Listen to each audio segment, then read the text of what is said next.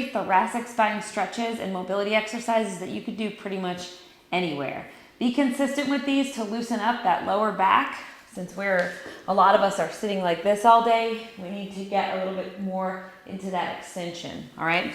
So this first one is called a prayer stretch, and you can find a chair or a bench. You can pretty much do this anywhere. And you want to kind of get like into a frog position and put your elbows on this bench. You can clasp your hands if you wish. And you're going to come down, and what you're going to try to do is push your chest into, or towards the floor. And you're just going to hold it for a second. Now your stretch may not look like my stretch, and that's fine. Over time, you will get better at it if you do it consistently. So just repeat, hold, and breathe into it. Sometimes that will give you an extra little bit of range of motion if you breathe into the exercise. Now we're going to try a wall angel. So you're going to bend your knees and sit against the wall.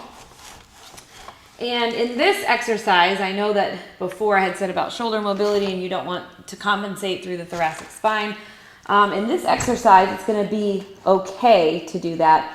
We're going to try to keep our hands on the wall. If you can't keep them on the wall, that's fine. Just get as close as possible.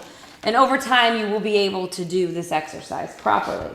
All right, so we're going to go up the wall, and you're going to feel that your thoracic spine will be extending. Up the wall and back down. You're also going to feel it in the back of your shoulder. That's totally normal. Up and back down. All right, do maybe 10 of those a couple of times throughout the day until you get better at them. Thread the needle thoracic mobility drill. So we're going to start in a quadruped position.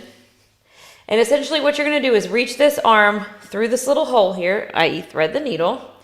And you're going to attempt to touch your shoulder onto the floor, all right? Now, sometimes when you breathe, you're able to get a little bit more range of motion. Then you're going to reach up and you're going to twist that chest, okay, not just the arm, the chest as well, towards the right side.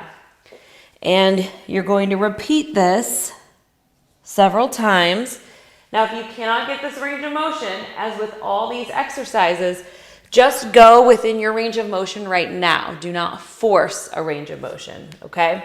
I'll show you what it looks like on the other side. Thread the needle. You kind of want to look up through this hole and then open up here and breathe. Don't force the position. Just go with what feels comfortable right now, and you will get better and better at it. All right, that's thread the needle. Final exercise I want to talk about are rotations. I absolutely love these rotations, okay? So you could put your hands here, and we're just going to turn to the right.